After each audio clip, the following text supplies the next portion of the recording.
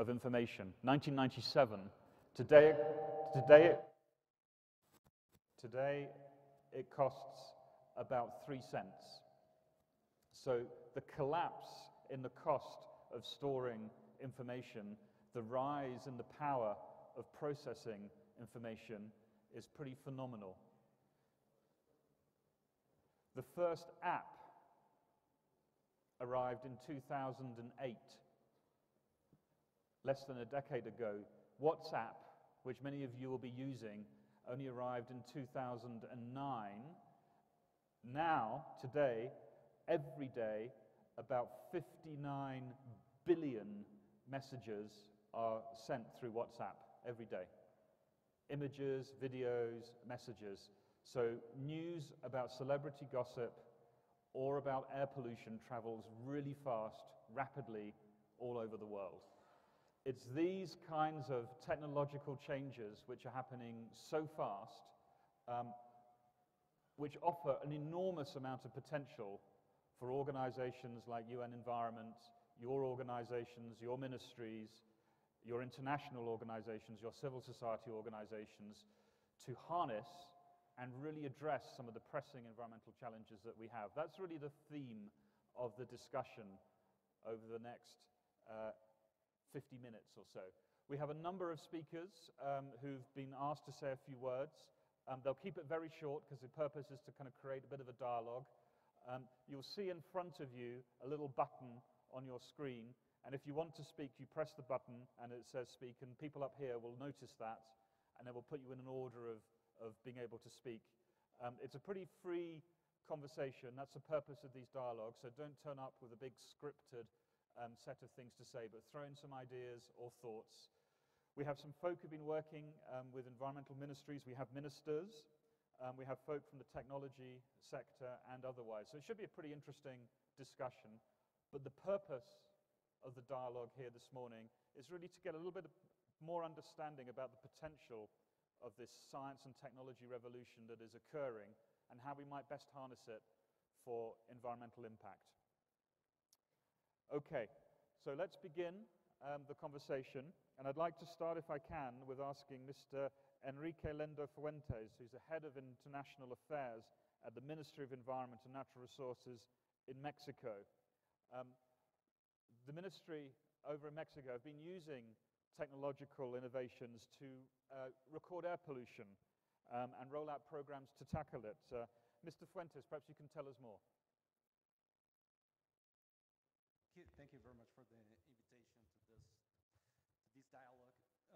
I'm going to concentrate my intervention on air pollution, especially in Mexico. We have had an increasing trend over the last 3-4 decades of air pollution problems in Mexico related with unregulated urban and industrial growth, land use change, incentives that promote the use of private vehicles instead of public transportation, loss of natural spaces, including forest and water bodies. And this has mainly happened in the central area of Mexico, where the place that we call the megalopolis of central Mexico. This is an area inside of a valley surrounded by mountains, receiving winds from various directions, such as the North American desert and also the two oceans, both the Gulf of Mexico and the Pacific. Those winds change along the year, avoiding dispersion of air pollutants. And in addition, there are also other pollution sources located on the proximities of Mexico City. Most of them ride with the wind, others just move up and down or mix, changing the chemical composition of atmospheric layers in the valley. So we have about 21,000 deaths a year related to air pollution problems, from which 9,000 happen in Mexico, in the central Mexican valley. This is estimated in $3 billion, the cost related to air pollution and health problems, and also overall Mexico, about 3.2% of the GDP is estimated to be related to health problems associated to pollution. In order to tackle air pollution in Mexico City, We are convinced that the best approach is by supporting decision-making on available scientific and technological information. In this regard, scientific research and associated information became very important tools to identifying pollutants and root causes of problems derived from them, implement meteorological monitoring systems of fixed and mobile sources of pollutants, develop models for atmospheric conditions, dynamics, and estimations of their effects on human health, and design of contingency programs. Based on such tools and information gathering through the last 30 years, we have been able to identify and monitor relevant criteria pollutants. How do they interact in the air?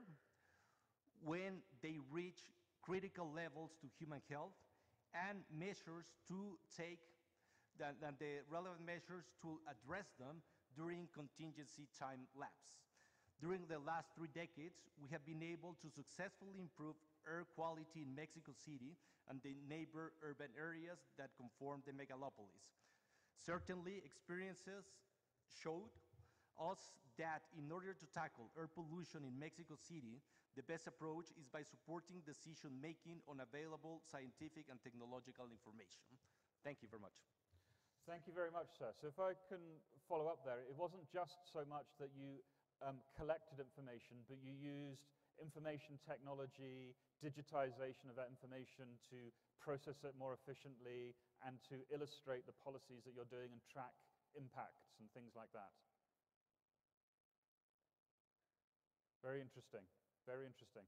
Okay, so if that's Mexico and air pollution, let's switch our attention, if I may, and come to our colleague from Gambia, who is Monsieur Pierre-Simon, no, sorry, who is Monsieur Lamin Diba, the Minister of Environment, of Climate Change and Natural Resources of Gambia. Now, sir, you've also been exploring the potential for science and technology, but in a very different way, perhaps for park conservation and wildlife management. Perhaps you can tell us a little bit more about your experience. Thank you for giving me this opportunity to share our experience in the Gambia. And I think all of us in this room would agree the power of science and technology in this modern age. And it is important that we harness the potential of science and technology. And it is based on this that small as we are, but we trying to make decisions based on scientific data. And in this regard, due to high level of urbanization in our area, Banjul is highly concentrated, and we have about 53% of our population living in the urban area. And given the size of the country, this is very worrying in terms of some of the services like water quality. And as a result, we have a water quality analysis laboratory that tests the quality of water to ensure that discharge pollutants into our water bodies. We know what type of pollutants are going into our water body and know the quality of water that we consume. And this laboratory immensely helped to make that decision to say this water is not usable, or this particular aquifer that is situated in this particular area, we need to do either chlorination through the National Water and Electricity Company, or we say, can you hold on the use of this aquifer? That is one advance that science and technology helped my country.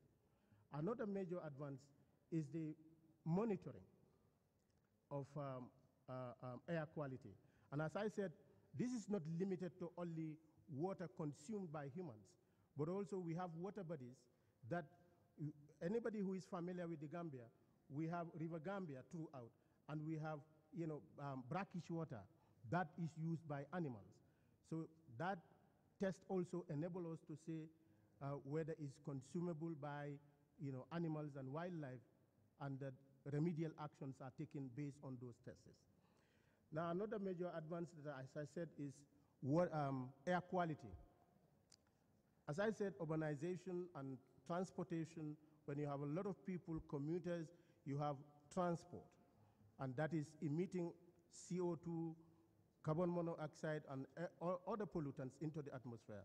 So water quality, air quality also, monitoring gadgets were also placed at different places, but unfortunately, at this moment, they are not functional due to certain reasons.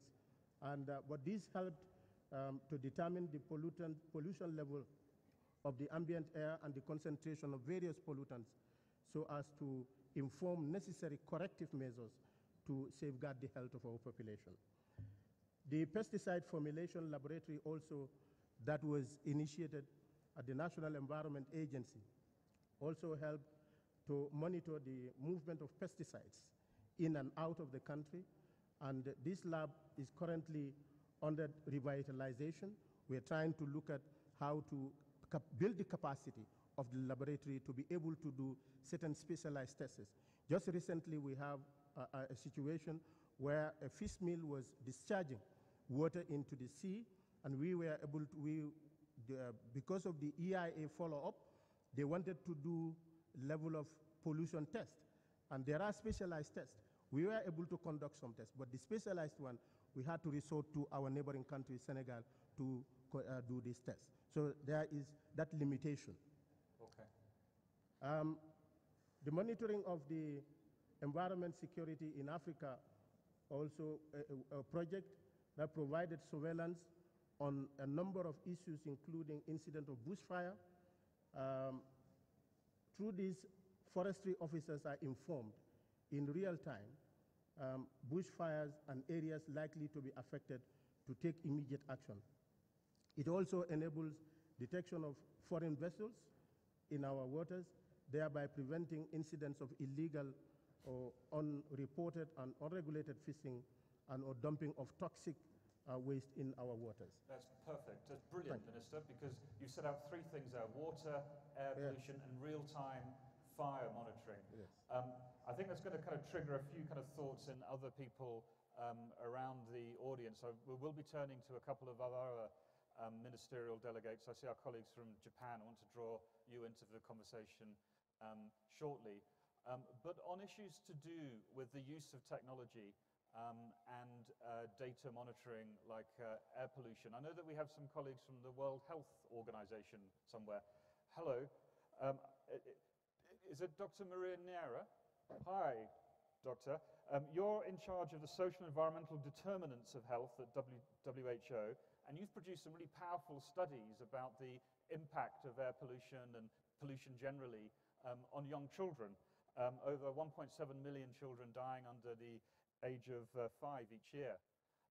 So I wonder, well, first of all, I wonder if I should get my other microphone. I wonder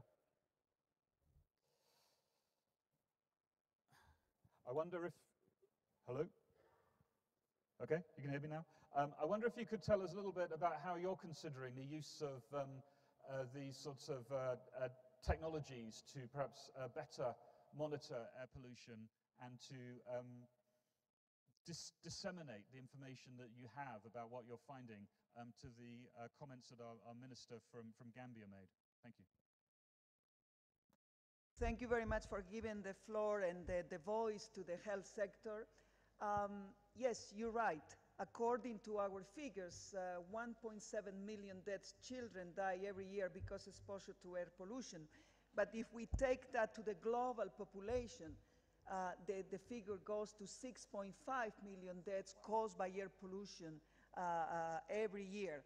And this is why the technology is so fundamental for us in several options. One is to collect data. Obviously, we have produced a map that gives you an idea country by country, and I invite you all to go there and see on your country, if you are exposed to the levels of pollution that are occurring now, what can you expect in terms of the health cost? How many citizens will be dying every year because of exposure to this air pollution? On the other hand, we need technology to tackle the sources of this pollution. So one of the most important ones for us will be access to clean sources of energy. And then that will be at the urban level, but of course as well at the indoor, at the household level, where many women are still every day trying to collect the fuels for cooking and heating their houses, which are very pollutant, and that are contributing to this massive mortality that we are having every year. Any technology that will help us as well to do better on promoting a sustainable mobility, a mobility that will allow us to go to the places where we can go without creating this dramatic pollution at the urban level, and making sure that our citizens will move, they will commute, but at the same time without being forced, as is the case in many places around the world today, to breathe air that is literally killing them. We need technologies that most of them exist already, but maybe the big revolution on the technology now will be to make those technologies available. You rightly said at the beginning that today, through our telephone, we can know how is the pollution level in any of the big cities around the world. And the citizens have the information, but the question is, what do I do with that information? How can I ensure that now the terrible pollution that millions of people is suffering at the moment is not affecting their health? The price of this pollution at the end of the day is paid by the health of our citizens. I mean, it's paid by our lungs, but by our brain and by our heart, so keep that in mind. And the final thing is that the health benefits of can offset the cost of the climate mitigation. I think this is something that has not been considered in the equation, but is extremely important. The health benefits generated by right decisions can offset the cost of those interventions. Thank you. Thank you very much, Dr. Neri. You raise a number of really interesting points there, which kind of build on what we heard from our colleague from Mexico and our colleague from Gambia. First of all, that the processing power, the ability to collect that data exists, but it's kind of what you do with it. And the other interesting thing about that is that you talked about air pollution, you talked about mobility, you talked about clean energy. So it starts to cut across ministerial portfolios very dramatically. So it changes the nature of the governance that we have, which I think our minister from Gambia was saying. And I wonder from your perspective, sir, if I can come back to you in Gambia, I mean, are you having to think in different ways about how you use the information that you're collecting and communicate between different ministries, environment, health, transport, for example?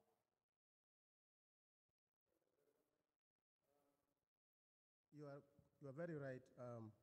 Right now, we are pursuing this strategy to mainstream environment, not only in Ministry of Health, but other ministries, like the Ministry of Local Government. Currently, with support from one organization, we embarked on mapping the entire country with a GPS system. And this includes the forest cover. As to, we have a policy goal of putting 30% of the total land of the Gambia on the forest cover. But how do you monitor this? You need scientific information and data to be able to know the coverage as well as the biodiversity within the forest. So this is happening. And if you hold that thought, yeah. Because we have to try and get lots more people in. Okay. But that's really interesting because from the basis of what the lady from Dr. Neri from WHO said, you are trying to mainstream in Gambia. You are trying to map and create kind of one map. We have colleagues here from IBM and other technology organizations, and they, I'm sure, will be kind of thinking about this. I'll come to you in a bit. There might be some interesting kind of observations that you have on that. But if I can turn now to some of our other country representatives, perhaps we could go to Japan, if we can. In Japan, which is quite a different set of challenges that you face, Mr. Takahashi, who are Vice Minister for Global Environmental Affairs in Japan, but also interestingly, you are former Minister of Science and Technology, so some of this might have some reverberations and reference points for you. What are your observations on how one can use science and tech to help environmental issues in Japan. Thank you, sir. Thank you very much for giving the floor to me. Unfortunately, I was not the former Minister of Science and Technology. It's a misinformation, but anyway, I'd like to make a comment. As you might know, Japan experienced a very severe industrial pollution in the past 1960s and 1970s, and we have overcame it. And we have advanced technologies and know-how accumulated through our experiences. At that time, there was no environment ministry in the central government, so at the beginning, local governments played a very important role, and of course, technological development is, of course, carried by private sector, so innovation in the private sector is very important. And I'd like to make 2 points. First, we need a good science information, in particular monitoring data of emission and ambient environment quality is essential to implement pollution measures. And secondly, precautionary approach is very important, we believe. From my experience, we recognize that it is always very costly to recover the damage to the environment after it is polluted. So precautionary approach is very important. And also I would like to stress the importance that it is important that the society as a whole should share the value of protecting the environment among various stakeholders. In this sense, I would like to remind you that Japanese word mottainai. This word mottainai is was advocated by Ms. Wangari Maathai from Kenya, Nobel Peace Prize laureate, and she introduced the word mottainai as a slogan for environmental protection and promoting 3 Rs. The mottainai spirit means to avoid wastefulness and or feeling of awe and appreciation for the gift of nature. So I think the mottainai spirit could be a common value everywhere, everyone can share. And lastly, I would like to stress the importance of education, in particular the education for sustainable development, ESD. Japan is promoting ESD across our country, and I believe that education can make our future generation to fully utilize their creativity to achieve sustainable development. Thank you. Thank you very much, sir. So you add into this dimension that there is huge potential to use this science and technology, but to actually start also at the educational level and to build up the capacity, I guess, within schools and colleges and the scientific establishment to better use it. That takes us into another area aside from the governance. If we hold that thought, maybe I can turn to our colleague from India, if I may. Your Excellency, Mr. Harsh Vardhan, you are Minister of Environment, Forest and Climate Change for India, which is an incredibly important portfolio, not only for India, but for the world. But in a previous role, I also understand that you headed Pulse Polio, which was an immunization campaign for 1 million children in Delhi under 3. And since March 2014, Delhi has been declared polio-free, which is a huge achievement. What are your experiences of how one could use better science and technology, not only in the health agenda as has been achieved, but also in the environmental agenda, which you now oversee? Thank you, sir. Thank you. Good morning, friends. Let me introduce myself. I am a medical doctor by profession, an ENT surgeon, who has basically worked in the field of health for over 4 decades as Minister of Health in the capital of India, and also as a Union Health Minister, and also as an advisor for the World Health Organization for a number of years. As was being mentioned by our dear friend, I had the privilege to initiate and take forward the polio eradication campaign in India for almost 2 decades. And today, not only Delhi, but India is a polio certified nation from WHO. Plus, I also had the privilege to initiate the first draft and get the first act against smoking in public places drafted in India, which was in fact, as per the Supreme Court order, the Supreme Court said it should be in all the states all over the country, and then later on we saw the FCTC with all the countries in the world working on that together.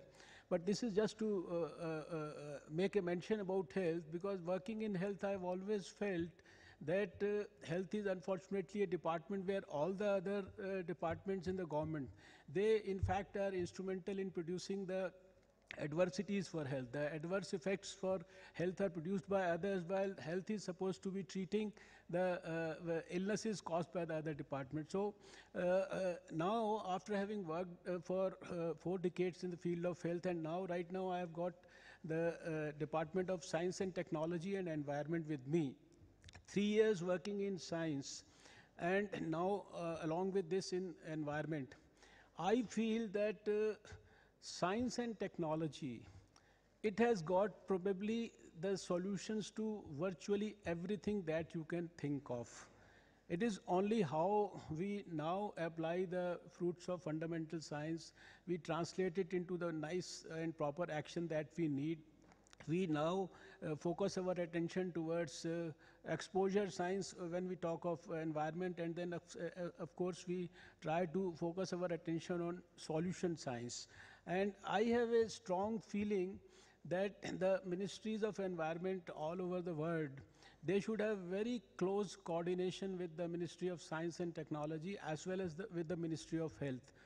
As well as I also feel that there should be sub-departments, small sub-departments of the Ministry of Health and the Ministry of Environment in all the departments of the government, so that whenever they draft a policy, they should have an idea about whether this policy is not going to create some adverse impacts, or whether this policy is actually going to help the cause of environment, the cause of health.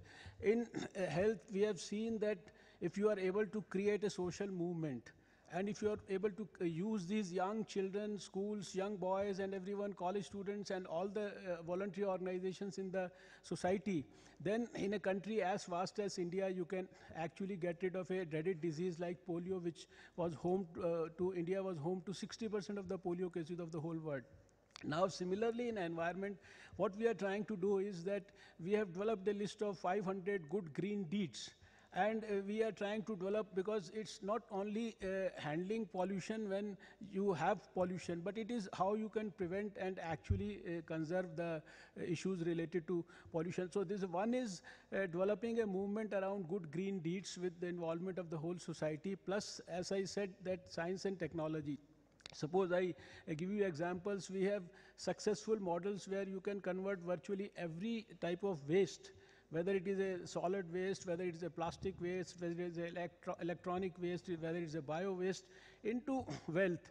The only question is how you actually implement it and convert it into a, even for the clean coal technologies, ultra critical technologies. India has a very, very ambitious mission of having a 175 gigawatts of clean energy, out of which 100 gigawatts is only solar.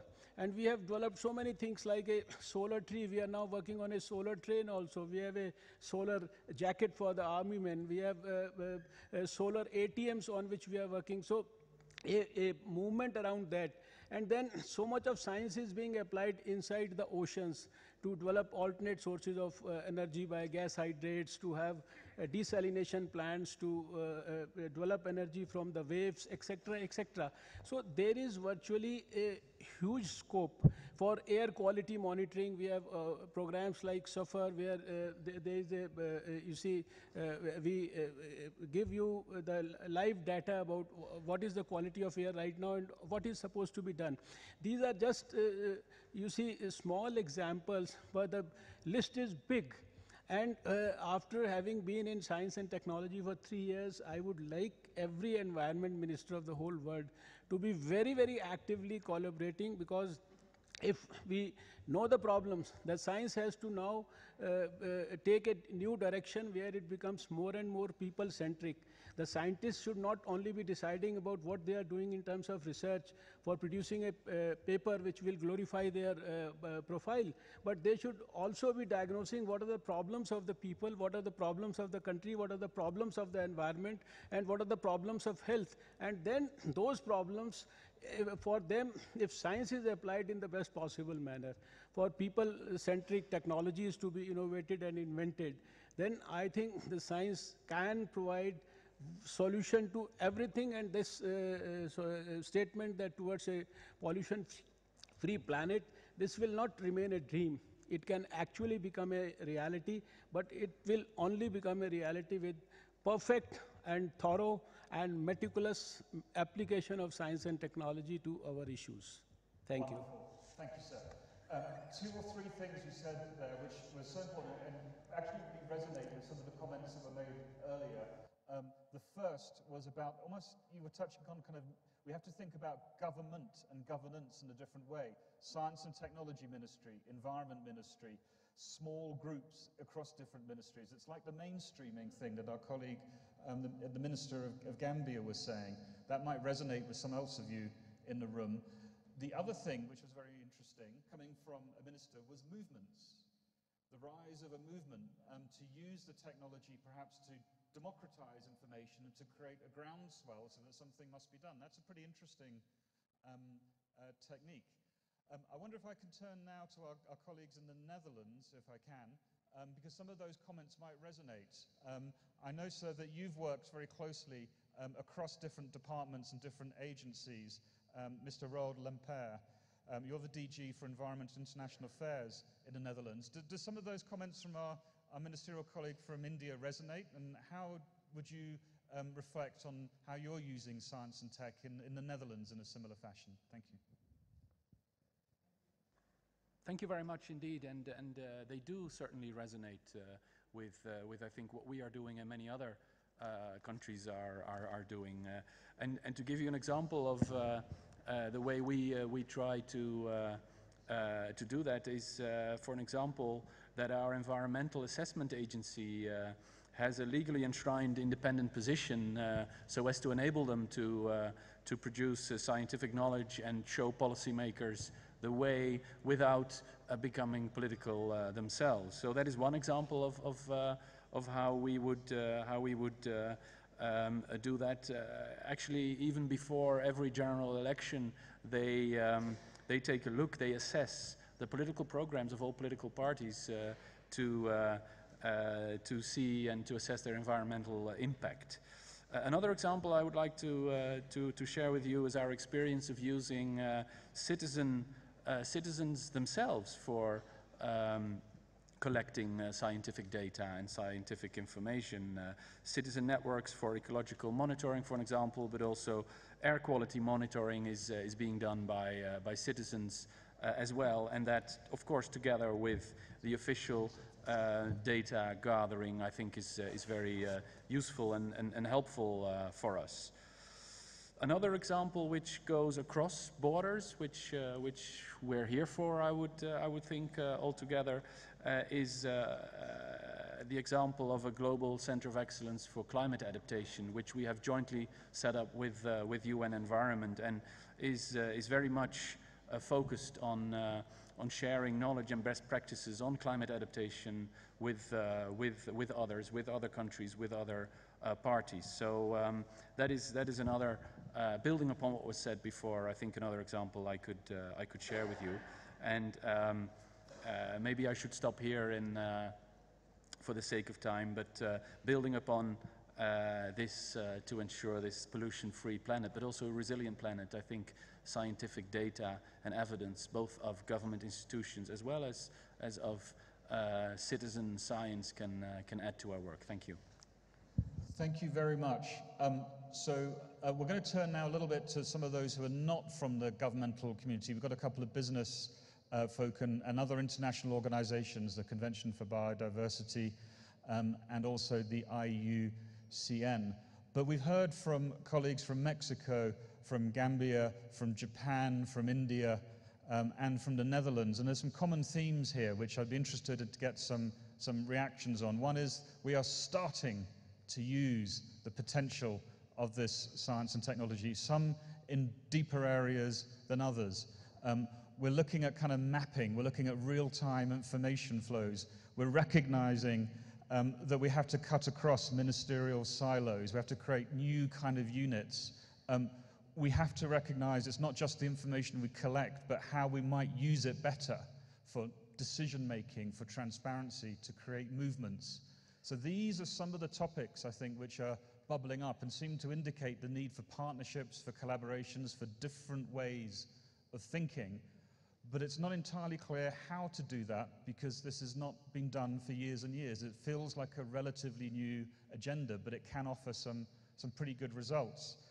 So if I may, I might turn to Wayne Bulter, who's the VP for Corporate Affairs at IBM Corporation, but also IBM's Chief Executive for Environmental Affairs. And I wonder, from what you've heard so far, if any of this resonates with where you see the science and tech, maybe the big data, the artificial intelligence agenda emerging, and what reflections you might have from what you've heard. So, you need to press your button to put your... Yes. First, let me say thank you so much to the United Nations for inviting IBM to participate. Dominic, it resonates completely, and this is an essential conversation. Science, of course, is the foundation for technology and innovation, and technology and innovation must be the foundation for solutions to prevent and correct pollution. Think about today's advances in information technology, the most advanced tools ever available to us. Things including analytics software, the Internet of Things, artificial intelligence, exemplified, for example, with IBM Watson. These are enabling completely new ways of solving problems. Each of these tools, of course, feeds upon data. They're hungry for data to create solutions. And that is why we hear people, including IBM, say that data is like a newly discovered resource. So IBM, for example, is using data, the Internet of Things, and Watson to advance environmental sustainability internally for our own business operations, but also endeavors to do even more externally for society at large.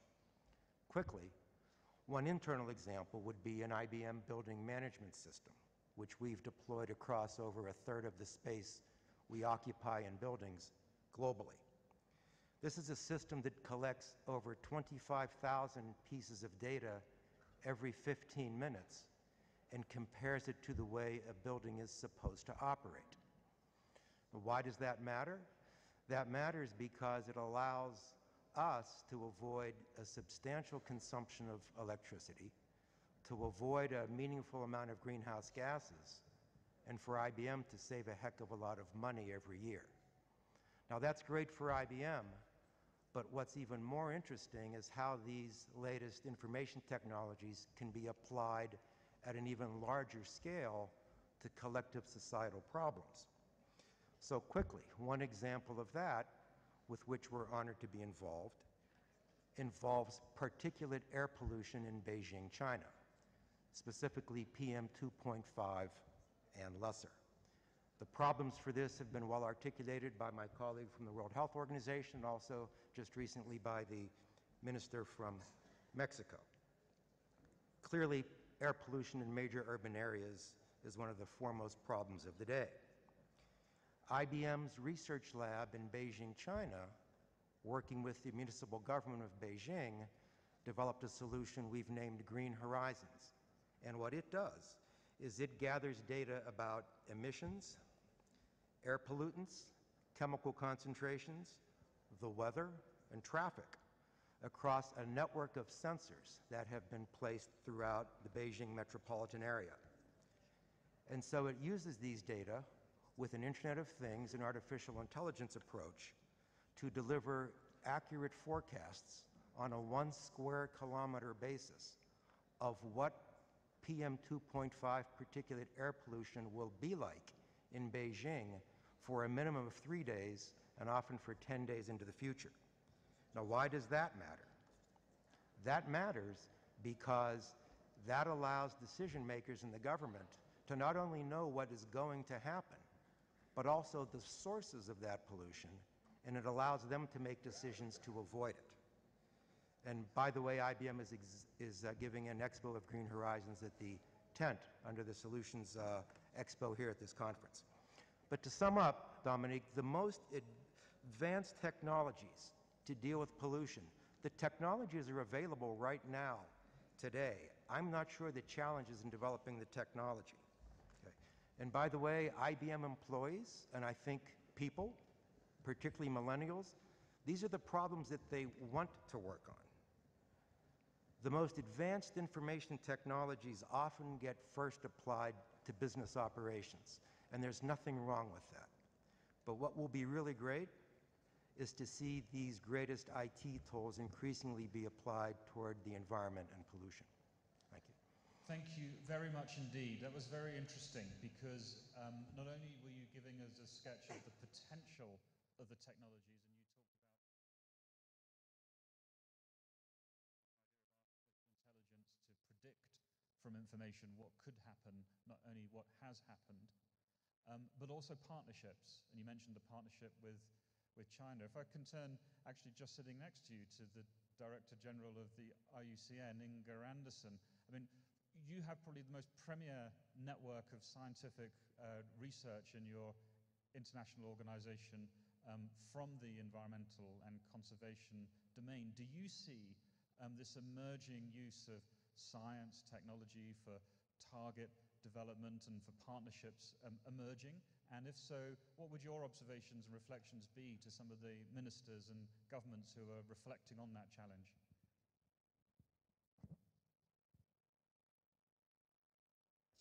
Thank you very much, Dominique, and thanks for calling on us. Yes, we're talking about how technology, science, and the living environment all come together and how we learn from one to the other. And there are many elements here that are worthwhile picking up on. Obviously, the whole story about, and I think we just heard from the colleague from IBM, that data is this newly discovered resource, and the more data we have, the more equipped we are to deal with these challenges. And so the whole story about science-based targets is something that IUCN, with many partners, the WEF included, we're working on. We have some 10,000 scientists working with IUCN throughout the world, sitting in their national or other organizations, but working on IUCN-related priorities. And I want to bring in a slightly different on-ramp to the pollution conversation, and that is simply, and that's again based on science, but we see that about 22% of the species in this good world are under threat from pollution.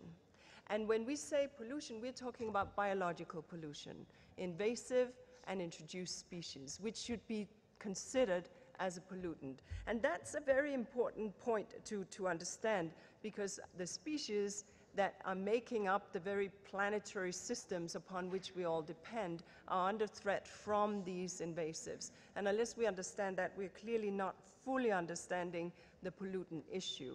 Clearly then, on top of that, we have the toxics, we have pesticides, we have plastics, we have lots of other elements, and we have carbon. Let's not forget that acidification of our oceans and the coral reefs die out, and the species that we're losing in terms of invertebrates is a function also of a different kind of pollution called climate change. So all of these pieces put together are very real, and they are, of course, a major threat.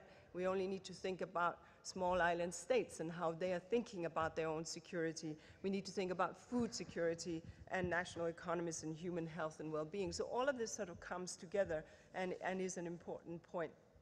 Last point just to mention, IUCN, again, building on the fact that we need science, we need data, and people need access to that data. It's not enough to have the data in some corner of a library. So we've introduced, in collaboration with the CBD, the Global Register of Introduced and Invasive Species. You can look it up, it's accessible, and that will present national checklists of introduced species and provide a very key building block for countries in their national plans. So the bottom line then is science-based targets have to work for people, have to work for institutions, and have to be based on the science that is available. And the public have to be in the driving seat.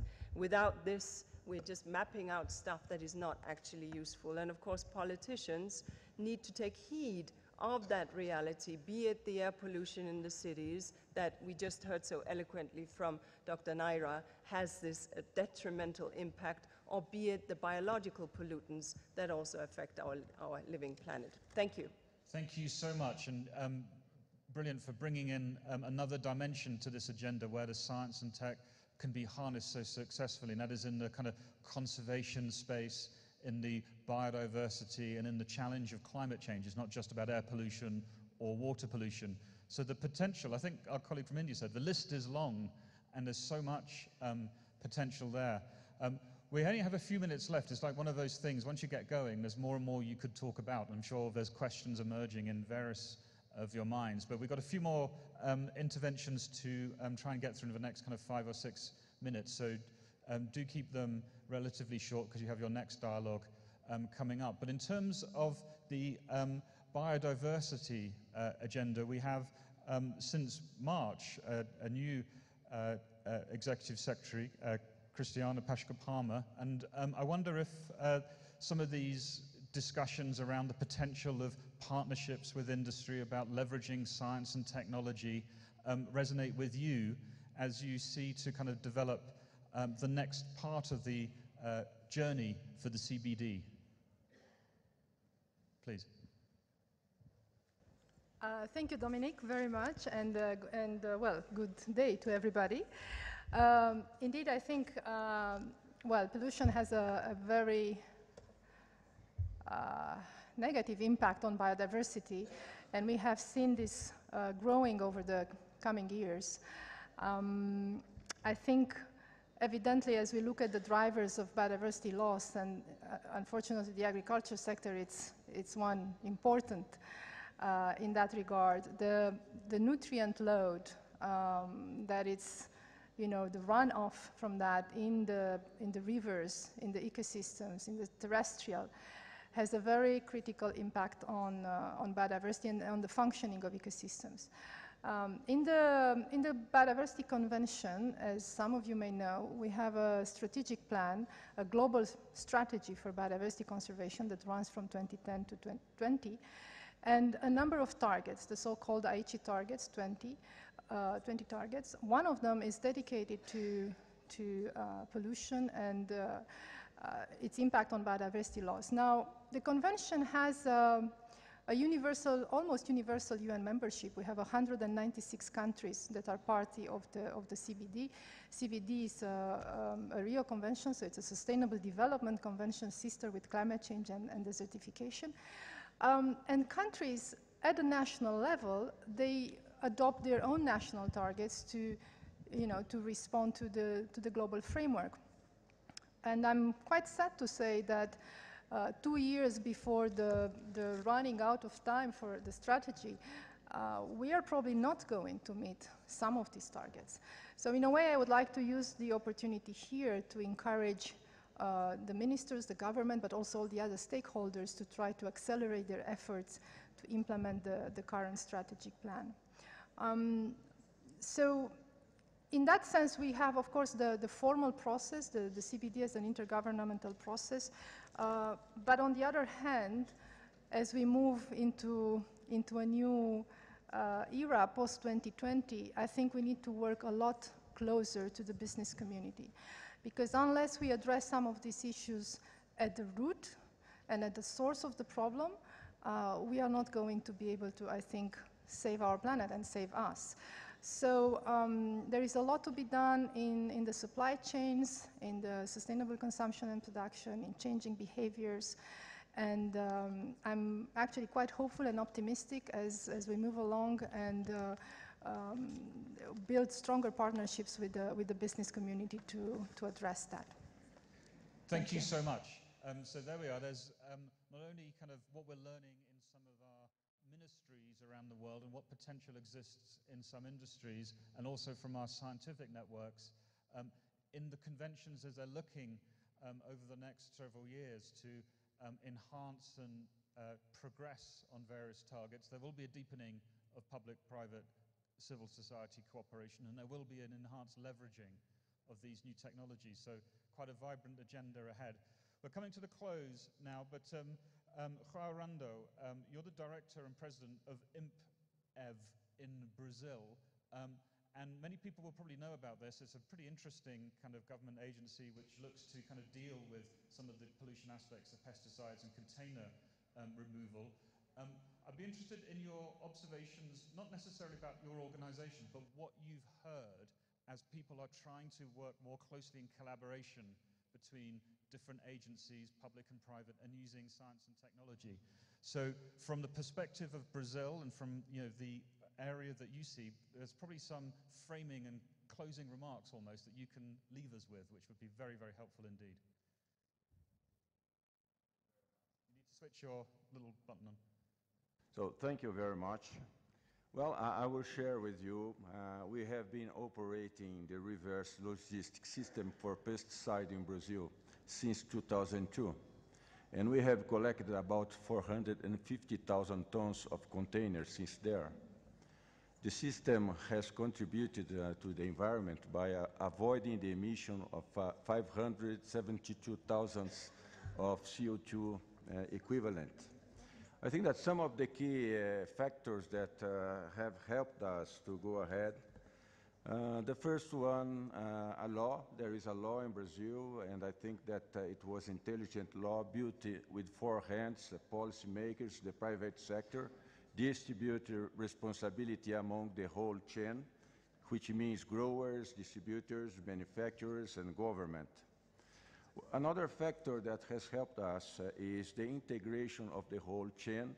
We have with us working 100% of the pesticide manufacturing industry in Brazil, over 4,500 dealers and more than 1.3 million growers are assisted by this program. We have developed some specific technology system to model the system to support a quite complex logistic with full traceability. We developed as well the vision to have a self-financed system by capturing the value generated within the system. Today, we can pay 62% of the system cost. I think that in the recycling area as well, we have innovated, developed technology where we can produce the unique pesticide jug with recycled material in the world. So we got to close the cycle of management, the post-consumption waste within the industry by itself. So I think that this is some of the key elements in our system. Thank you so much. Very, very insightful. And I would encourage you to talk to this gentleman some more to learn about how a very innovative government agency kind of deals with these issues using science and technology. Now, to close us out, clearly many, many times all roads these days are leading to the new and emerging economies, whether it's in ASEAN, whether it's in India, or of course in China. So perhaps I can turn for a final remark to Mr. Yonglong Lu, who is the co-director of the Research Center for Economic Environmental Solutions at the China Academy of Sciences. And perhaps you can offer some very brief reflections on how China, and through your academy and elsewhere, is harnessing this new science and technology agenda to make activities happen. I'm just looking around to see if I can find you. Where are you? I'm here, thank you. Very well, brilliant. All right. I think it's very important how to get both decision makers and scientists and also the business people together to identify the emerging scientific issues, and the most important to present research topics. In China, we have the new so-called National Research Development Programs, and those research topics are not decided by the scientists, but decided by the interministerial negotiations. That means the scientists can provide their own idea, but the industries and also the governmental organizations, the different government organizations have the final say for selecting the topics. That means that research topics come from the practical needs. The second one that's also very important, and how to let the decision makers and the business people know the research progress. In the middle of the research project, and the expert panels, including both the government officials and scientists and also business people, to evaluate the research process and also go to the field, especially for the environmental issues and go to the field to see the progress. The third one also is a very important one, and that's how to present the scientific findings. You know, the scientists and the decision makers really have the different language. How can scientists present the result with that language, understood by the decision makers? And that should be concise and in plain language, right? And the most important in China now, because especially during this conference, I see many of the Chinese business people come to this conference. That means private companies can play a more important role than ever before in identifying the emerging issues and also providing fundings. And then they also present the local and their own needs for technology innovation.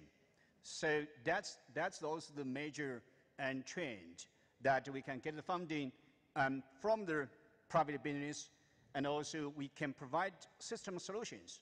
And together with all this partnership, I think this is probably that to give the insight for other countries, especially developing countries, to develop such kind of the partnership and for getting science in providing system solutions to emerging scientific issues. Thank you.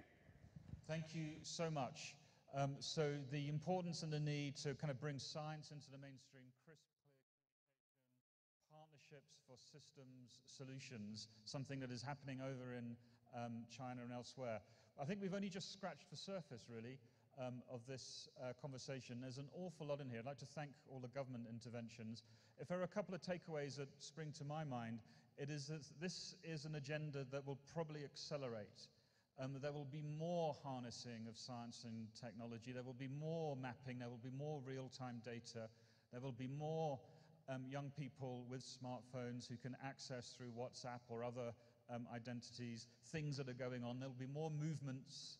And the question is, how does one make the most of that? How does one harness that? And how does one govern against perhaps the 2030 targets or other aspects of the SDGs to make the most of this increase in science and technology to deliver against the goals that we have as environmental professionals? The other big takeaway, I think, which is a little bit more challenging, is the need to work outside of just the environmental domain with the science and tech ministries, with the health ministries and with others. And how does one create those sorts of horizontal task forces or units for action when we're used to working in very, very vertically aligned ways? The new science and tech doesn't respect those boundaries and those silos. It'll kind of transform everything. So that's something to bear in mind. Okay, so thank you very much. I'd like to thank our colleagues from United Nations Environment who helped to organize the session. For those of you who would like to find out more, we're delighted and honored at the World Economic Forum to be in a partnership to look at how we harness all this science and technology for environmental solutions. There's some reports at the back and you'll find it online, or you can talk to me otherwise. I have to say that you should stick around for the next dialogue because it segues beautifully, because it's going to touch on governance and institutions and these kinds of issues, which we started to get into, but we didn't really get under the skin of. So with that, I think the segue is that the next one will come through. And here's the moderator for your next segment, Beatrice, I believe. So over to you. Thank you very much, and thank you for staying around. You've been asked to stay around for the next session. So, Excellencies, ladies and gentlemen, may I start off by saying good afternoon and thank you very much for your patience. Welcome to this leadership dialogue. Now, this dialogue will be talking about regulatory frameworks, institutions, and the rule of law, and how we can use that to address pollution. My name is Beatrice Marshall. I work for China Global Telephone Network. I'm a global anchor, and I have been asked by the UN Environment to moderate this section. So, welcome, Excellencies, ladies and gentlemen. Now, the theme of this UN Assembly, Environment Assembly, is pollution and striving to achieve the transition to a pollution-free planet. Exactly why is this important? We heard this morning that 8 million tons of plastic waste and that by 2050, there'll be more plastics in our oceans and seas than there are fish in the seas. Well, let me start by going with some statistics from the report of the Executive Director of UNEP towards a pollution-free planet, and it provides us with some valuable statistics that we can use during our dialogue this afternoon. It is estimated that nearly 4,000 worldwide are caused by environmental conditions. Now, of these, 6.5 million people die annually as a result of poor air quality, including 4.3 million caused by indoor household pollution. Now, up to 12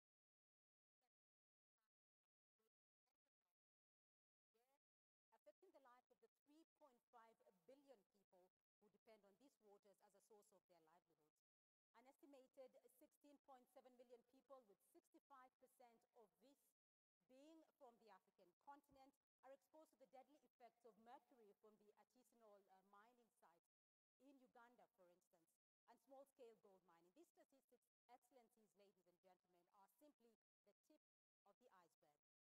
During our dialogue today, we'll look at the role of regulation and the legal frameworks and institutions in addressing this issue of pollution, and why these frameworks are exactly important and how they can and have been used to empower governments, to empower the private sector, civil society, and individual citizens in realizing what we're trying to achieve, a pollution-free environment. The good news is, as we heard this morning, it is within our power to prevent pollution through legislation. Let me just go briefly to the mechanics of this dialogue, and let me explain how this will unfold. Firstly, we would like to engage as many ministers as possible. Our time is limited, so kindly be brief with a maximum of 2 minutes per each intervention. We'll also give the floor to members of our audience at some stage during this dialogue. We also want to hear about solutions and to share your country experiences so that we can all draw from that. If you're unfamiliar with this session, there's a button marked Speak, of which if you press that button, you will get an opportunity to make a contribution during this dialogue. Secondly, we'd also like these to be very dynamic, and I would hope not to have any pre-written statements. This will be spontaneous, and so that we can share your experiences. Time will be limited, and I do apologize in advance to those who may not have an opportunity to share their thoughts and sentiments, because in addition to the heads of delegations and ministers and the secretaries and secretaries of state, I'm pleased to know that we have also leading individuals of international organizations and leading members of the corporate sector here, the academia and major groups, and we very much hope that you can contribute to this dialogue. Excellencies, ladies and gentlemen, welcome again, and to structure this dialogue, we're going to look at 3 key areas. Now, why are legal, regulatory, and institutional frameworks essential in the battle against pollution? And what are the main challenges and best practices to ensure the effective design, implementation, and enforcement of these frameworks? And thirdly, and lastly, we'll look at how they can be used to empower governments, that is, how legislation can be used to empower governments, the private sector, civil society, and individual citizens in the transition towards a pollution-free planet. Let's start off by looking at why this regulation is important in the battle against pollution. And I'd like to start off with Commissioner Kamenu Vella from the European Union, from the European Union Commission for Environment, Maritime Affairs and Fisheries. Commissioner Vella, yes, we're going to be talking about how we can use legislation to strengthen our fight against pollution here. But apart from legislation, going back there first, what else can be used in the fight against pollution? Thank you very much for this opportunity, and I would like to share some of our own experiences within the EU. It is a fact that pollution knows no boundary, and I think that is why, firstly, we need international cooperation. In the EU, we have been fighting against pollution for decades. We do have achieved some progress, but there's a lot to be done. We have continuously shared our experiences, we have continuously shared our valued instruments to address pollution, both at global and also at regional level, also bilaterally as well. We have extended our cooperation and experiences to regions, and I think this is giving results also. Tackling pollution together also means the involvement of all stakeholders, whether they be governments, private sector, scientists, civil society, and citizens. And when we talk about involvement, it should be a bottom-up as well as a top-down approach. A bottom-up when it comes to policy making, and a top-down especially when it comes to implementation. We also need solid legal frameworks and regulations as key parts of the solution. In the European Union, we have an extensive body of legislation that addresses all the different types of pollution. We have legal instruments which often includes goals and targets, and which give our member states a lot of flexibility to decide the best way of achieving those objectives and achieving those targets. I think thirdly, we need robust institutions as well. Why? Because it's good to have policies, it's good to have legislation, but the most important thing is to have capable institutions that can ensure the proper implementation of those policies. We need effective controls of the actions by operators. We need to review the mechanisms for administrative decisions. Fourthly, I think that many colleagues here have already mentioned in the previous dialogue the need to involve citizens.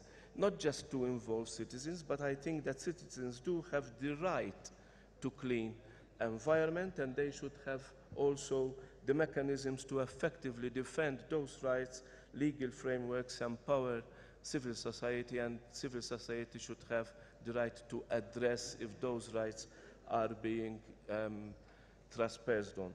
Transparency is another strong empowerment tool for citizens. Transparency in the sense that earlier on we were talking about data collection, and it's useless keeping that data somewhere in a dark corner. I think we have to empower our citizens by giving them access to the state of the environment, to all emissions, information, and so on. And right. I think Commissioner Vella, thank you very much for your contribution there, and I will be returning to you in a few minutes to get a bit more of your insight into why exactly some of this legislation has not yet been effectively enforced in parts of the European Union. But now I just want to get a feel from Norway. Mr. Sverre Thomas Jare is a senior advisor in the Ministry for Climate and Environment in Norway, and ensuring clean and healthy oceans is a priority for the Norwegian government, and we are seeing that, of course, from your joining the Campaigns for Seas campaign here. From Norway's experience, though, in fighting pollution and in pollution control, what role has the rule of law, regulatory frameworks played in achieving Norway's success in fighting pollution, particularly marine pollution? And thank you very much. And first and foremost, my Minister Helgesen regrets not being able to take part in this distinguished forum today. From the Norwegian perspective, there is no doubt that pollution cannot be tackled without regulatory frameworks, institutions, and the rule of law. We hear of the challenges that other countries face today, and we're reminded that only 30 years ago, there are fjords in Norway where you could not swim, you could not fish the fish. We had large pollution problems, but we have managed to solve these. And we have done so, and that is important to note, without losing jobs and the livelihoods of those who relied on sort of that industry which produced that pollution. In Norway, the Pollution Control Act from 1981 has been instrumental in empowering the transition to a cleaner and healthier environment in Norway. According to this act, pollution, including littering, also to the sea, is illegal, and specific regulations or permits are required to allow emissions, thus bringing pollution under the authorities' control. In Norway, we have used a mix of instruments to control pollution that range from bans, regulations, but also taxes and levies. An important lesson is that you do not, well, you do need regulations to catalyze actions from the private sector. The private sector adapts to regulations and to changing markets, and the private sector and the authorities complement each other. They do not succeed without each other's support. Finally, let me underline the importance of the rule of law and enforcement.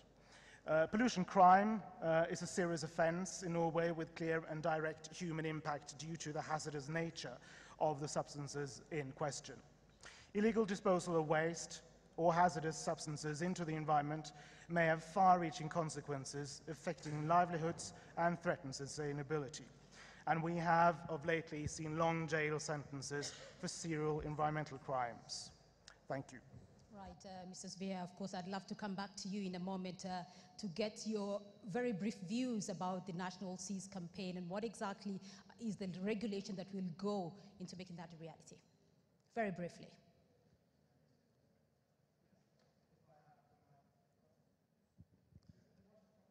I wanted to come back to you. Yes, your microphone is on. Thank you. Now, of course, marine litter is a Norwegian priority, and what we have seen as very important nationally is to have national waste collection systems. That is essentially the way you deal with this in our country, and we believe that that could be a way forward for many other countries facing this problem as well. Thank you. Right, thank you. Kenya, we heard about you this morning, and we heard that you're a global leader in terms of fighting pollution through the plastic ban. And we heard from Kenya's president that the plastic ban, even though the legislation itself was a small issue, it has drastically reduced the amount of plastic in Kenya. Tell us from your experience, though, what have been the regulatory frameworks that have gone into it to make enforcement of that ban a reality, given, of course, the fact that this is the third time that Kenya is trying to make that decision, to take that decision? Thank you very much. I think it is true that our experience has built over time. The first thing I would like to say is that in 2010, Kenya got a new constitution, and then we embarked on aligning our regulatory framework to the constitution. The Environment Management and Coordination Act, which we have used to enforce and for the Cabinet Secretary to gazette the ban on plastic bags, emanates from EMCA, that is already aligned with the constitution. And the constitution, the first thing, gives mandate to EMCA to provide for the National Environment Management Authority to provide a clean and healthy environment for all Kenyans. For 15 years, we have attempted 3 times to ban plastic. We have learned from that experience, and therefore, this year, after lots of consultations and after careful planning and strategizing, we were able, and with the support of Kenyans, because already plastic was becoming a runaway problem, we were able to actually gazette that and implement.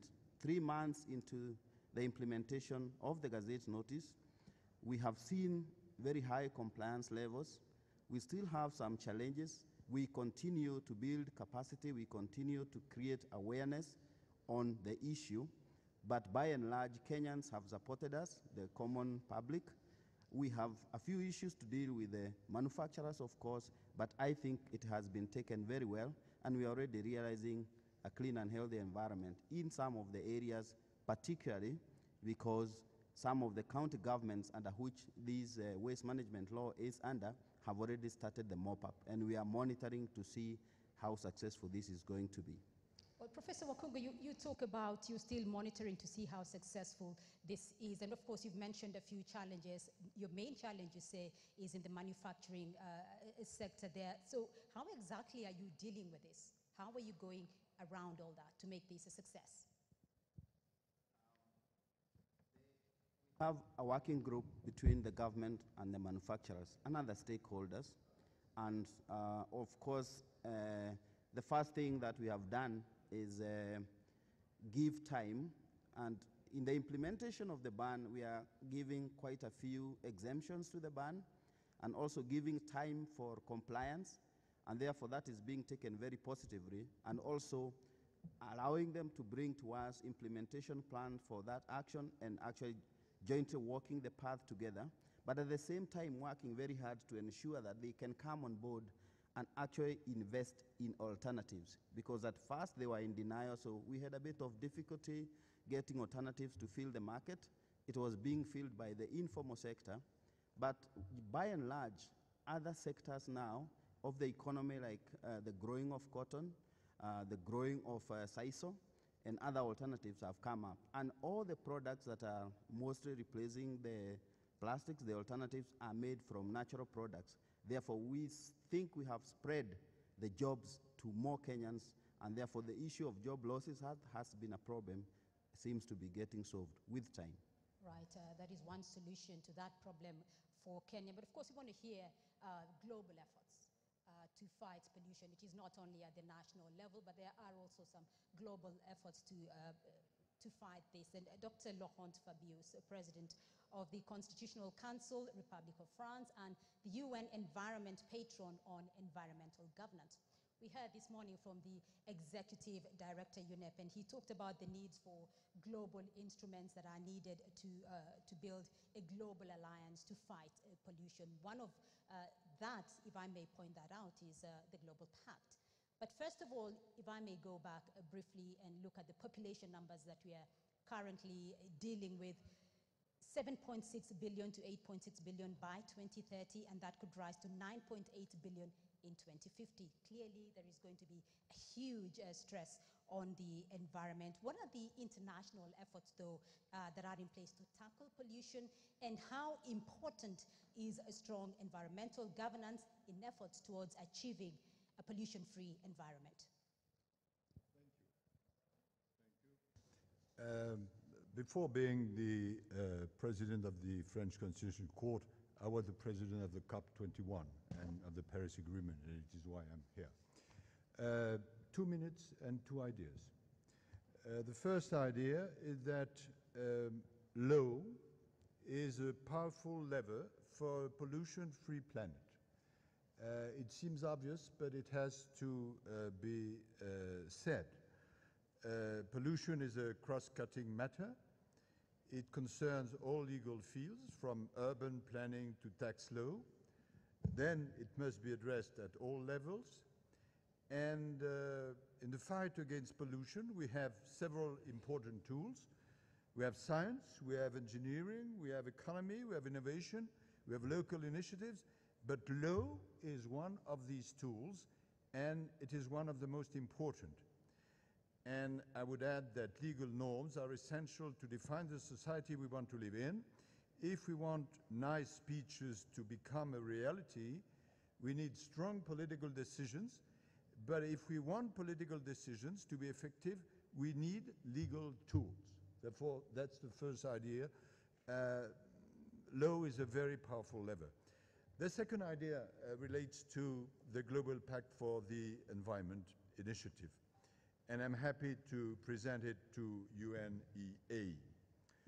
We know that many sectoral agreements exist in the environmental field, and they are very important.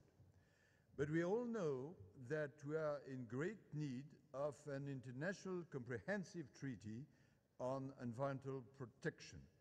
And this is precisely the aim of the Global Pact that we have launched with many others.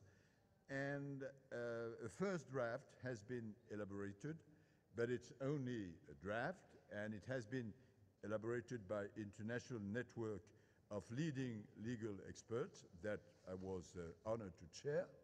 Last September, the French president officially launched the project during the UN General Assembly with Mr. Guterres, with Mr. Solheim, with many heads of your state and governments.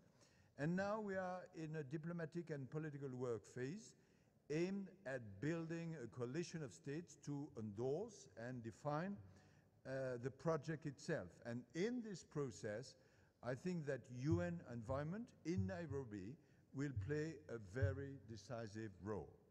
Now, a few words, very few words about the pact itself. It aims to be consensual. It is intended to draw inspiration from the law principle enshrined in existing declaration, like the Rio Declaration of 1992.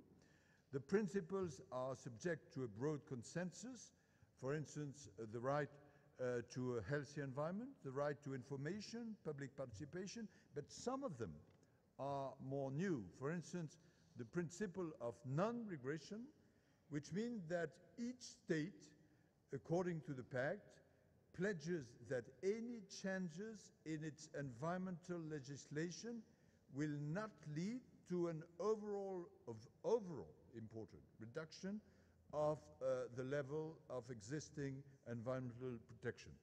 The pact will be consensual. The pact will have legal force, which means that citizens could invoke many rights enshrined in the pact before national courts according to each domestic legal system, because we have to be realistic. One final word. You remember that in 1966 we have two international covenants, one on civil and political rights and one on economic, social and cultural rights. And many of us think that now the time has come for the third generation of fundamental rights which deal with the environment, and that is the aim with of this global pact, which would be an important breakthrough in the preservation of our planet and in the fight against pollution. Thank you. Dr. Fabius, thank you. And I would like to get the same comment from other networks from the United Nations Framework Convention on Climate Change. Ms. Patricia Espinosa, she's the Executive Secretary of the Secretariat to the UNFCCC. Well, thank you for joining us on this. And of course, since 1994, your organization has been involved in, through cooperation though, made efforts to combat climate change. In your view, how important is it to reflect environmental multilateral agreements into national law? This is, as Mr. Fabius was just saying, this is absolutely necessary. Lawmaking is absolutely indispensable if we are to translate the agreements that we take, that we make, that parties are able to agree to at the global level into real action. Because agreements themselves provide, first of all, of course, a broad framework. They provide also a sense of direction of the actions that governments should be taking, because it is in their own interest. But then to implement them, that has to happen at the national level. And if we want, in the case of environmental agreements that are really about the transformation of societies, transformation of mindsets, transformations of how business operate, transformation of how people move around in the case of climate change and other environmental issues. There we need very clear frameworks in the laws, and the laws that provide also very clear institutional frameworks to enforce implementation. So let's take an example. If we are talking about transportation, we need to have, we're looking towards a pollution-free environment, and we're looking, in the case of climate change, at reduction of emissions. So we should be prioritizing public transportation by electric vehicles. So the law has to provide the right framework so that everybody that needs to make an investment on public transportation, be it the mayor of a city, the governor of a state, or at the federal level, needs to have the right framework to do that. So it's absolutely indispensable that we work on those regulatory frameworks, and that we also bear in mind that they have to be adjusted to the individual realities of the communities that are affected. We can learn from the lessons learned, experienced in other parts, but there is no one solution for every situation. It has to be fitted, it has to be custom-made. Right, and I do want to hear about more of custom-making legislation for national government here. Mr. Rolf Payet, Executive Secretary, Joint Secretariat of the Basel, Rotterdam, and Stockholm Convention. If I can see you. Thank you. All right. Apologies for that. Mr. Payet, I want to hear about your 3 conventions that are directly related to pollution and are directly under your leadership. That is the Rotterdam, Stockholm, and the Basel conventions. Now, they are all directly related to the control of pollution. Could you expound on the role of the BRS conventions in providing internationally agreed ground rules for countries to develop their own management for chemical waste? Thank you very much. And one of the transformational things that happened with those 3 conventions, which started over 10 years ago, is that the parties decided to engage into seeing how those 3 conventions relate to each other and how the implementation of those conventions can lead to a global benefits. And just to give a brief summary, the Basel Convention deals with waste, transboundary movements, hazardous wastes. Stockholm Convention deals with management and control and sound management of persistent organic pollutants, which we know travel around the world. We can find them in the Arctic, in whales, in species, and even in the most remote places, and they have serious impacts on human health. And the 3rd convention, the Rotterdam Convention, allows the exchange of information between countries, especially on trade in chemicals and products containing chemicals. Now, these 3 conventions are very intrinsically related because they look at the life cycle approach of chemicals from when it is produced, used, and disposed, as we term it, as waste. Now, having this holistic approach is, in my view, a very transformational way forward in how we address global issues and how we address pollution. The issue of pollution is not only an environmental issue, but it is also an economic, social, and even I would go as far as say a cultural issue, which I said this morning. The production and use of waste is really embedded in our cultural perspective on waste, where we see it is not our problem, but the problem of somebody else. So addressing this issue of pollution from a global perspective is really embedded in those 3 conventions, and the work of the parties of the 3 conventions have been to really put in place national mechanisms, development of guidelines, work with the private sector and NGOs, and work with other stakeholders to really see how we can, on the ground, address the issue of pollution, which then that can translate into, like I said, a global benefit. Thank you. Right, thank you. And we're now going to move on to our second topic of discussion here, our second dialogue. But at the end of this dialogue, we're going to be opening the floor and taking your questions. So for all of those of you who've pressed your red button and wanting interventions, that's going to come in the next 5 minutes. So the next topic of our conversation is on the main challenges and best practices to ensure the effective design, implementation, and enforcement of legal, regulatory, and institutional frameworks relating to pollution. And I'll come to Ecuador, Under-Secretary Jorge Jurado, Under-Secretary of Environmental Quality, Ministry of Environment, Ecuador. Sir, thank you for joining us here. Now, Ecuador is one of the most biodiverse countries in the world. As of 2008, Ecuador had adopted 2 key constitutional principles relating to nature and the recognition of nature and water as a human right and national strategic reserve. What were the challenges, though, faced by your country in making that principle? And from Ecuador's efforts, how did you make those principles more of a tangible form? Bueno, muchas gracias por la pregunta, pero en realidad lo que hemos hecho es algo diferente. Hemos dado derechos a la naturaleza en nuestra Constitución y hemos declarado al agua un derecho humano fundamental. Pero partiendo de este punto, creo que estamos muy en claro de que las leyes y las regulaciones son una base fundamental para poder llevar a cabo los manejos hacia una lucha efectiva contra la contaminación. Pero también tenemos que mirar otra cosa. El hecho concreto es de que las regulaciones están bien, las regulaciones deben ser puestas en marcha, pero sin una voluntad política por parte de quienes estamos poniendo en marcha los aspectos del Estado, las regulaciones realmente no van a servir de mucho. Esto es un tema fundamental.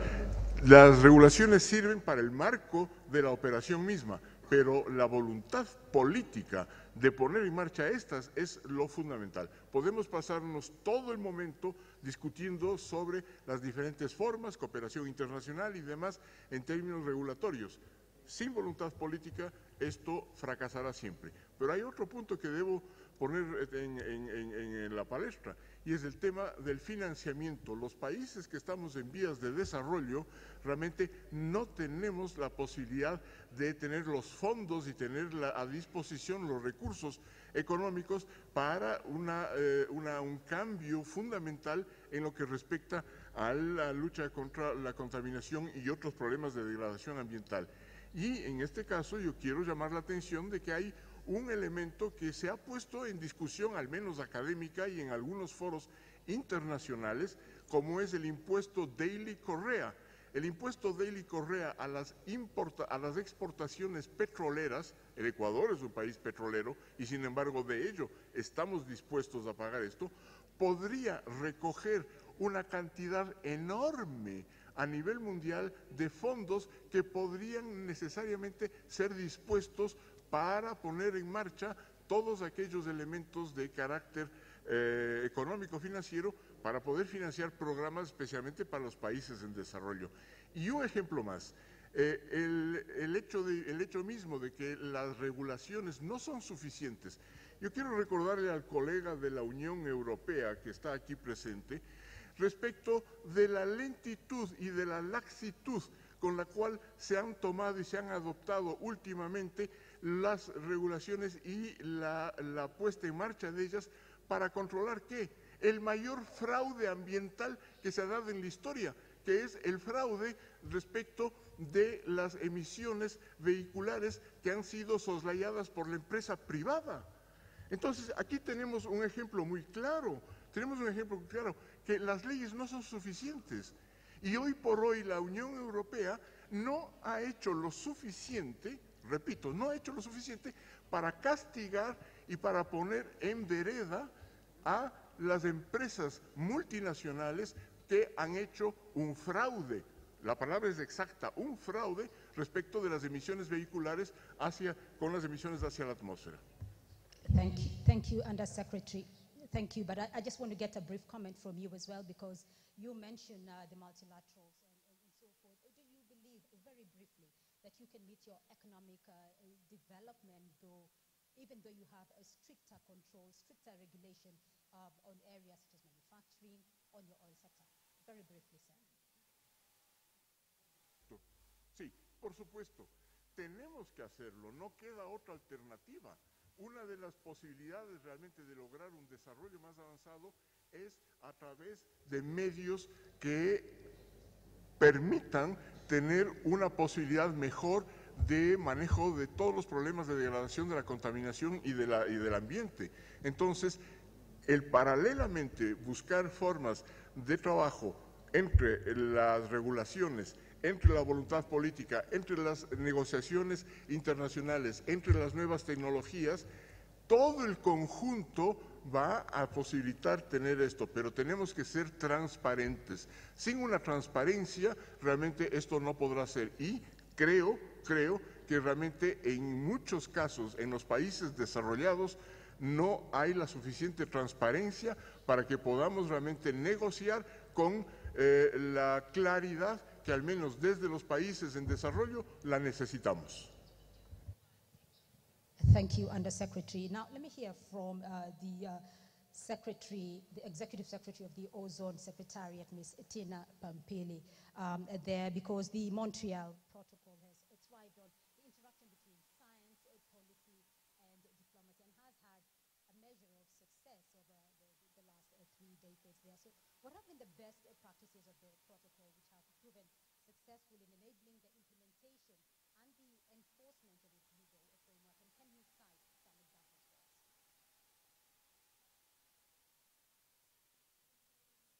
offering this opportunity to me. I think that the challenges and the best practices are the two sides of the same coin. So the solutions that the parties have found in the 3 decades of their involvement and in trying to respond to the big challenge of protecting the ozone layer have been many. I would like to cite only 5. The one is the clear defined targets and schedules, where flexibility was built in the treaty to strengthen the treaty's provision. The second one was the financial mechanism that assisted developing countries to address the need for phasing out chemicals. The third was the public-private partnerships and the importance of the private sector that has been diffusing new technologies as the chemicals were being phased out. The fourth and a very important point in our discussion is the compliance mechanism, the data of the Montreal Protocol. Not compliance to punish parties and countries that have not been compliant, but to assist them and encourage them and help them in ensuring that they are compliant with the Montreal Protocol provisions. And lastly, if I may say, and linked to the previous discussion that we had, a treaty that has been above all and beyond all based on a very, very solid science. Science that has not been only the science of the atmosphere, but the science of measuring the economic impacts of any policy decision, and also the social impacts of any decision. Before I conclude, I would like to underline what Patricia Espinosa has mentioned. It's very important to get to know from each other. Here at UNEA, the UN Environment Assembly, we are almost 195, 97 countries, and there is no country in the world that has not tackled any single problem that a different country has. And the same is with the international organizations. And I think the lesson from such a ministerial dialogue is that I need to learn more about what other conventions have done. And also I think we need to learn more and study and examine what has been the efficiency of every single policy action in every single country. Thank you. Thank you, Ms. Bambili. I have been told we have a very limited time left, so we'll move on to the next topic of our discussion, which is how can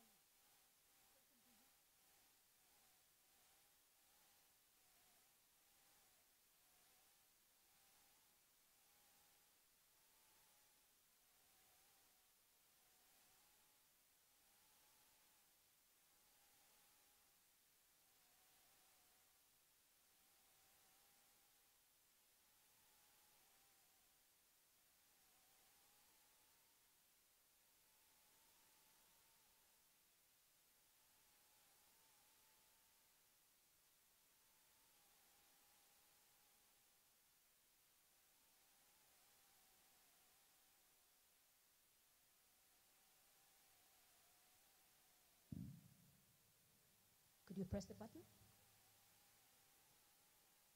Could we have the... Thank you. Now, yeah. Okay. Good afternoon, everybody, and thank you for organizing this interesting panel. Improving environmental standards and decreasing pollution in water, air, in the soil needs very solid regulatory frameworks. Such frameworks that enable cooperation of countries across the borders, cooperation in transparent and participatory way, and multilateral environmental conventions are just the ideal tool how to assess the need, how to build capacity of the countries.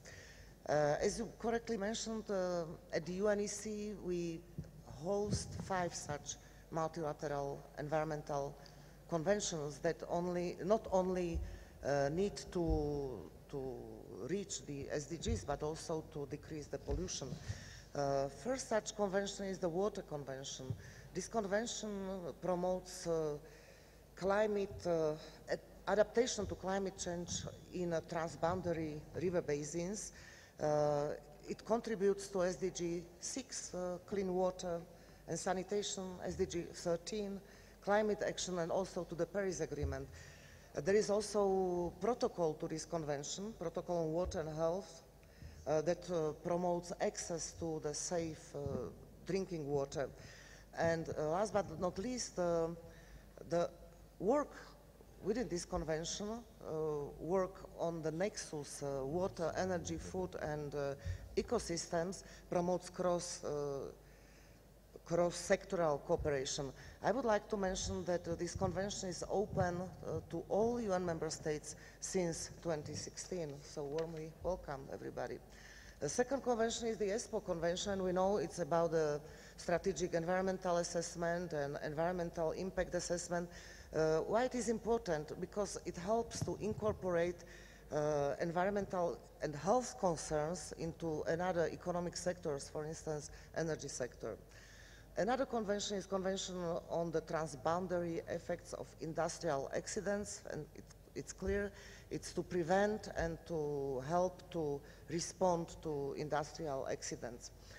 Important from the point of view of participation is Aarhus Convention, because it's exactly the convention on access to information, public decision making, and access to the justice to the public. So it exactly speaks about the involvement of civil society and all stakeholders, including governments, to environmental issues.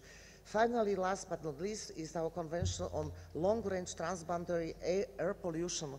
Of course, it sets the limits on pollutants, and thanks to this convention, the quality of air in our region was improved significantly during the last 40 years. Thank you for your attention, and join us. Thank you. And I now want to go to Mr. Marco Lambertini, the Director General of the WWF International, in this context, of course, of empowering governments, communities. And let me get your thoughts on the island of Santa Cruz, because since 2006 you've been assisting them in developing and implementing a development plan in waste management. Perhaps you could elaborate on your experience and how exactly you went about that implementation for the island. Yeah, thank you very much. Yes, I wanted to focus on a level that we haven't been really discussing until now, which is the subnational and local level. This is ultimately where pollution affects the environment. This is ultimately where pollution affects communities. And we have a wonderful experience. Interesting, we heard before from the Minister of Environment of Ecuador. This is Santa Cruz, one of the islands in the Galapagos, one of the world's most loved natural treasures. And in 2006, until 2006, I think it was around 2006, there was really not an effective waste management system in place.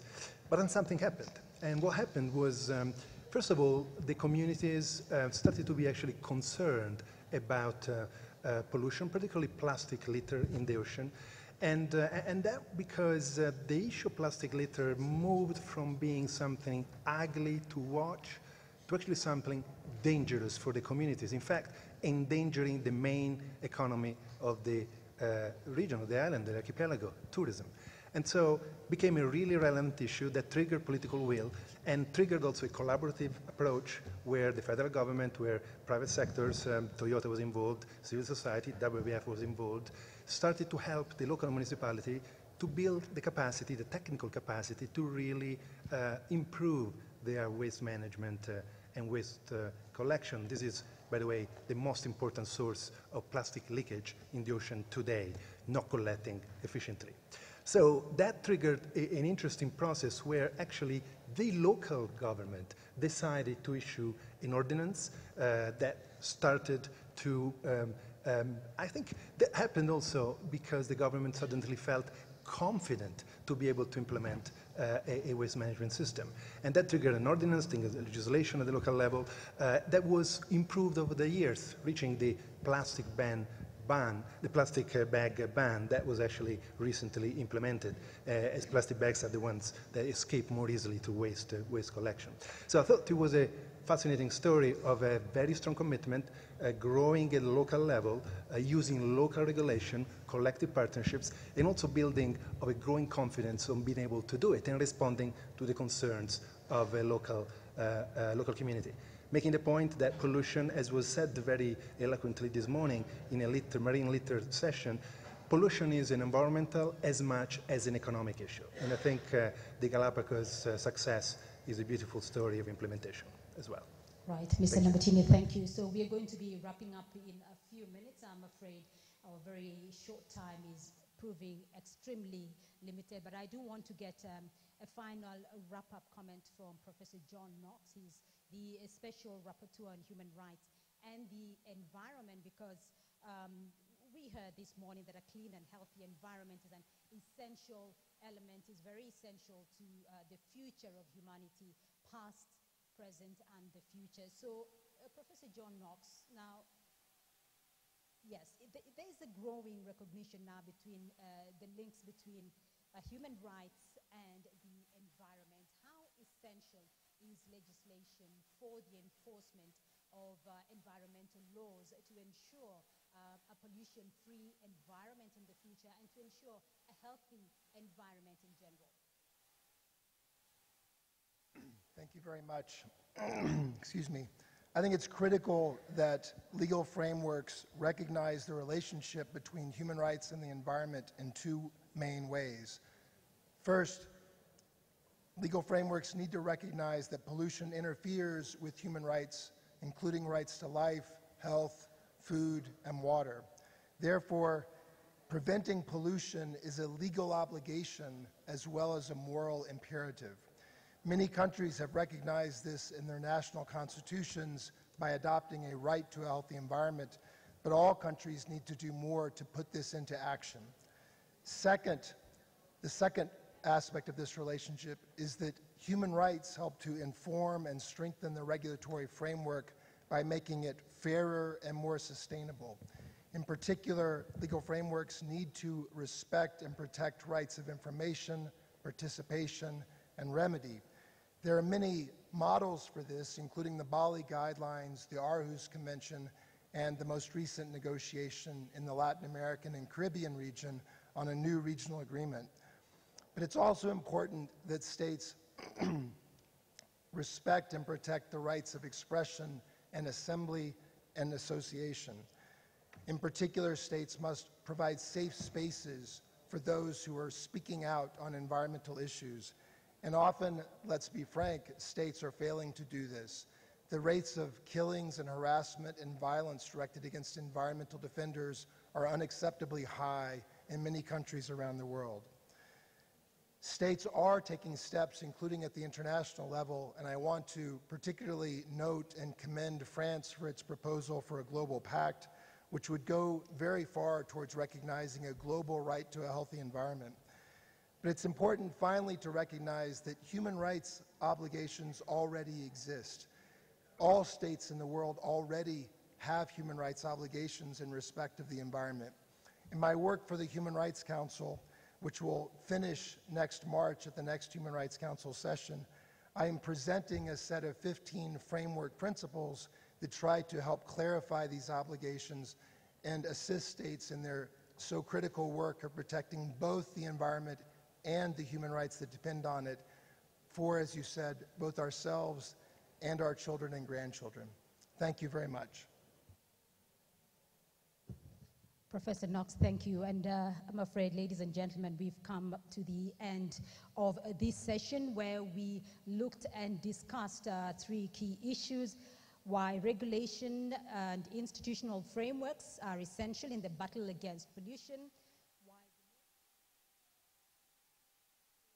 effective design, implementation, and enforcement of this framework, and how they can be used to empower governments, the private sector, civil society, and individual citizens in the transition towards a pollution-free planet. Just some thoughts on what came out of this session, and which, of course, will be part of the actionable outcomes that will form the key messages, initiatives, and commitments that will be presented to the RAPA plenary session to be held tomorrow afternoon. Legislation is necessary to address both national and trans-boundary issues. We also heard that legal frameworks need to be customized to national circumstances and to address local issues. And we also heard that regulatory systems are necessary for pollution, but also for social, economic activities. Ladies and gentlemen, thank you very much for your patience and